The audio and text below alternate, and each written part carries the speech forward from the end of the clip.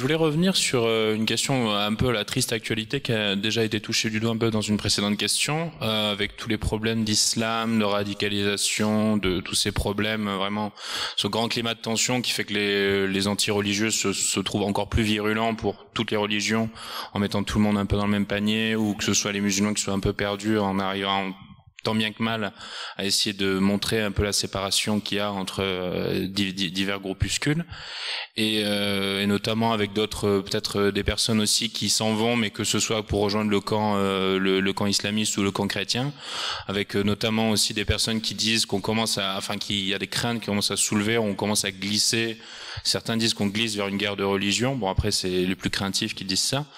Mais ce que je voulais savoir, c'est que nous, en tant que chrétiens européens, au-delà de la prière, comment on se place dans le dialogue, dans la communication, que ce soit pour des personnes athées, des personnes entre guillemets anti-religieux, ou des personnes musulmanes, etc. Comment, un peu dans ce dialogue global, on arrive à se placer, nous, en tant que chrétiens, pour témoigner de notre foi quand même, en ayant un dialogue construit, au-delà de la prière, justement, là. C'est une vaste question auquel je prétends pas répondre en 2 minutes, mais juste, non, c'est vrai, elle est, si j'avais réponse à ça, mais je dirais spontanément, très rapidement, je crois qu'il y a d'abord une attitude de cohérence. Ça me semble important, puisque s'il y a une religion de non-violence, c'est bien le christianisme. Évidemment, on va tout de suite nous renvoyer vers les violences du passé. Mais là, je réponds toujours, moi, je vis ici. Et l'avenir, le Christ, il vient devant moi. Et nous sommes en marche vers une perfection qui est en Christ. Donc ne venez pas me bassiner les oreilles avec un passé. J'aime aussi dire, juger le christianisme sur ses vrais représentants. Et ces vrais représentants, ce sont les saints. Et ce n'est pas moi et peut-être vous qu'on peut dire à notre interlocuteur. Alors, jugez là-dessus. Donc je crois qu'il y a une cohérence. Et la cohérence ici, c'est n'avoir d'autre arme que celle du Christ. C'est-à-dire le pardon, qui est l'amour dans son incandescence, le pardon. Père, pardonne-leur, ils ne savent pas ce qu'ils font.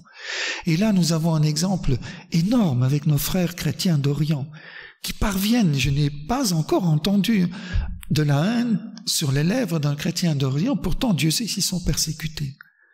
Par contre, ce que j'ai entendu, c'est une déception amère par rapport à la tiédeur de l'Église d'Occident.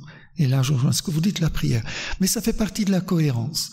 Si vraiment Dieu s'est fait homme, alors quelque chose doit changer dans nos vies. Qu'est-ce qui se passe?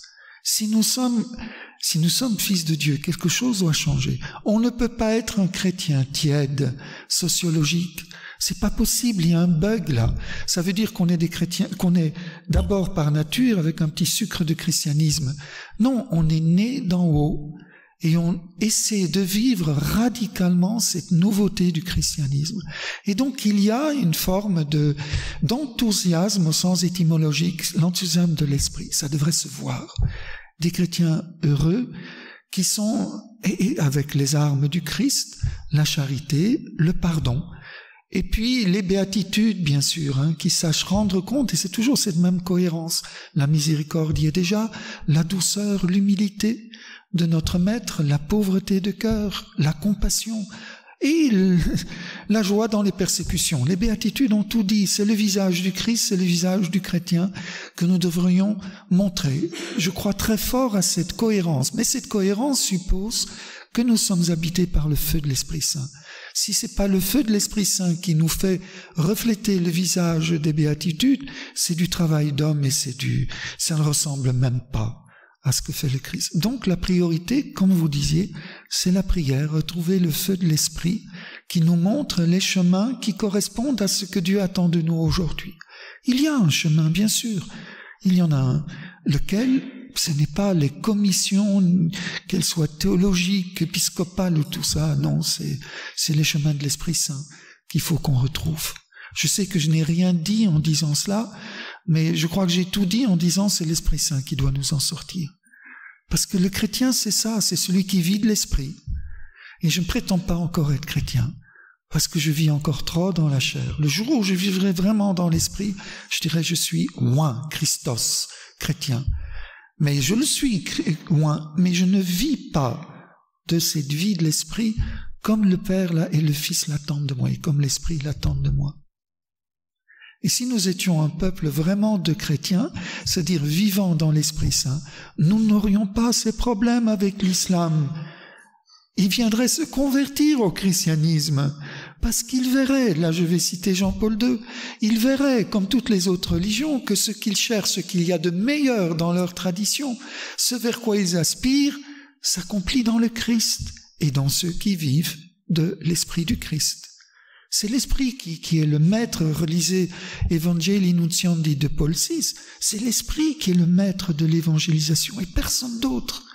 Alors, je suis sûr que si nous étions chrétiens, tous ces problèmes fondraient comme neige au soleil. Le seul qui subsisterait, ce serait de la violence de ceux qui ont pris prétexte de ces différences religieuses pour vouloir éliminer toute forme de religion et installer une mondialisation purement humaine, la tour de Babel, en quelque sorte. Cela, oui, mais alors ce sera à visage découvert, les prétextes et les excuses n'iraient plus, et là ce serait effectivement une persécution ouverte contre le christianisme.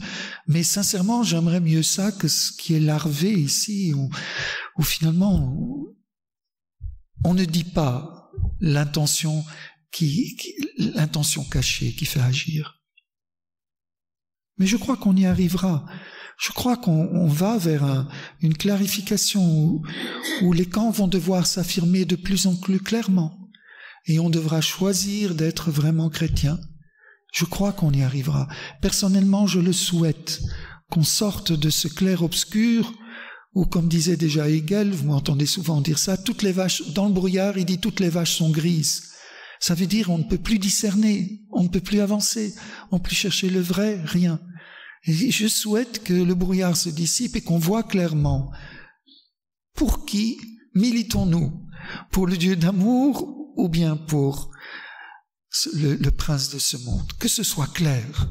Tandis que maintenant, on y perd son latin, quoi.